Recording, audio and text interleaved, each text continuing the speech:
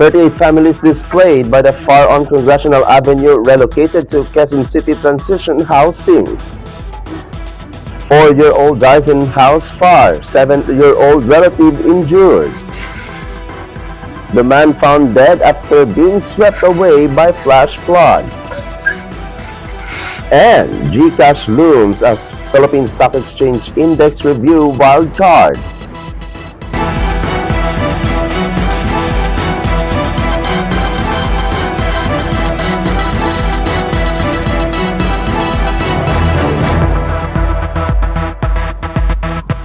Good evening, I'm Apolinario, Freddy Dignati si Valencia, and this is Philippine Headlines. In Luzon, the 38 families displaced by fire on Congressional Avenue relocated to Quezon City Transition Housing. The 38 families affected by the fire beneath the bridge along Congressional Avenue in Barangay Bahay Toro have been provided temporary shelter after being transferred to the Payatas Transition Housing Facility of the Quezon City government. The temporary housing is managed by the Housing Community Development and Resettlement Department, where the families will stay while waiting to be relocated to their permanent homes. The affected residents may stay in the transition housing free of charge. However, they will be responsible for paying their own electricity and water consumption. The Quezon City local government assured the families of its continued support as it helps those who lost their homes in the fire.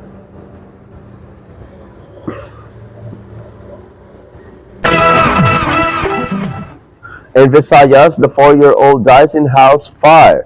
7-year-old relative injured.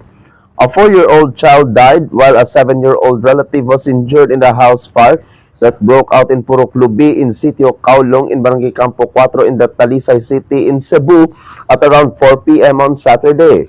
The 4-year-old suffered severe burns to the face and body. Due to the extent of the injuries, the child did not survive. Meanwhile, the 7-year-old sustained burns to the left hand. According to reports, firefighters were immediately dispatched after the fire was reported at around 4 p.m.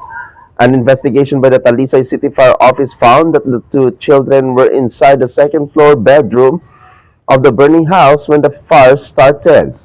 The authorities said that the 7-year-old was playing on a cell phone while the 4-year-old was asleep. As the flames rapidly spread, the 7-year-old, overcome with fear, escaped by jumping out of a second-floor window. The 4-year-old, however, was left inside the bedroom. The children's mother rushed upstairs in an attempt to rescue her child, but the bedroom door was locked. She was only able to open it after informing the responding firefighters. Firefighters quickly broke a window to gain access and rescue the child. When they found the 4-year-old, the child had already sustained severe burns.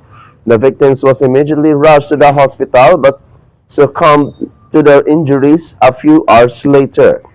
Based on the initial investigation by the Bureau of Fire Protection, the fire may have been caused by an overheated electric fan, which is believed to have ignited the blaze and allowed it to spread rapidly. Yung bata.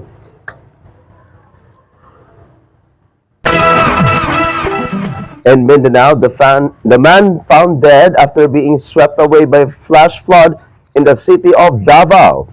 A man who was reported missing after being swept away by the strong flood waters in Tugbok District, Davao City on the night of Friday, was found dead by authorities. The victim was identified as Rolando Moncada Jose, 54 years old, a married construction worker from Purok Rambutan in Barangay Talandang in Tugbok District, Davao City. According to police, the victim's body was discovered at around 9:50 a.m. along a creek in Purok 5 in Sitio Luman in Barangay New Valencia within the same district. The location was approximately 3 kilometers downstream from where he was believed to have been swept away. Based on the assessment of the scene of the crime, operatives or SOCO, the victim likely drowned after being carried away by the powerful flood waters. The injuries found on his body were believed to have been caused by impact with the concrete sections of the creek as he was swept along. The victim's family declined an autopsy, believing the incident was purely accidental and that there was no foul play involved.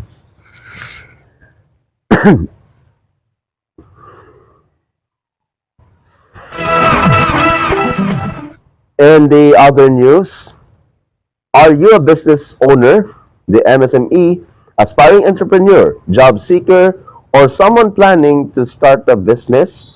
This is for you.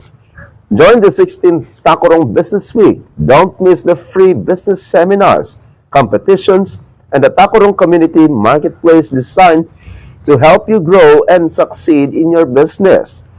There will also be a post-graduation job fair for job seekers, a pickleball tournament, and nightly entertainment for everyone to enjoy. And let's work together to grow businesses and create more livelihood opportunities in the city of Tacorong.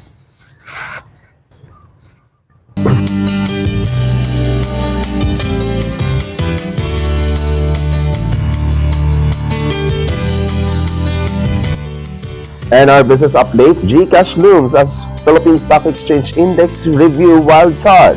The Philippine Stock Exchanges or PSE February 2027 Index Review could largely hinge on whether the board relaxes key eligibility rules for the planned listing of GCash operator Mint, according to analysts at COL Financial. Speaking at the briefing, COL Chief Equity Strategist April Lintan said the February review would draw more attention than the August rebalancing, as policy decisions could reshape the Philippine Stock Exchange Index.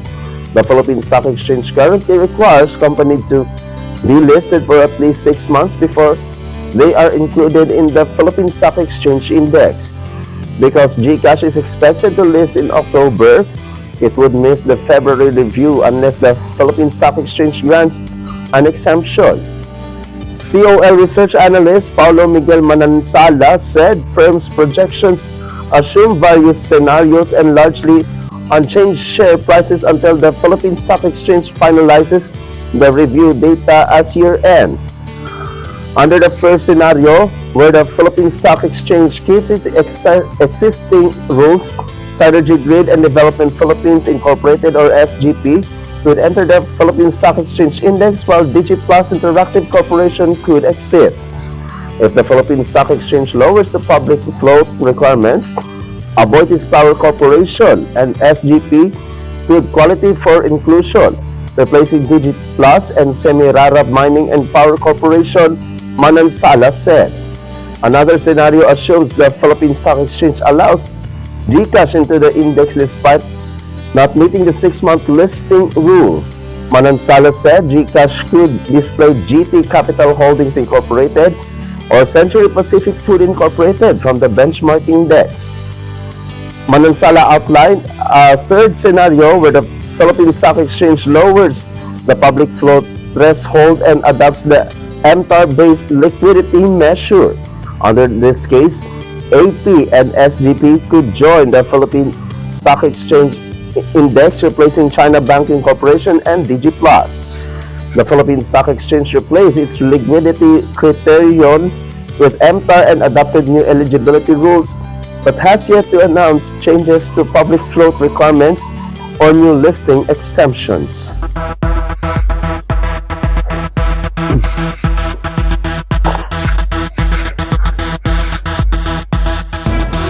And that is Philippine Headlines this Monday, July 27, 2026. I'm Apolinario, Ferdi Dignati Valencia, and this is Salakot Online Broadcasting Network. Good night, Philippines. Amping kasadya.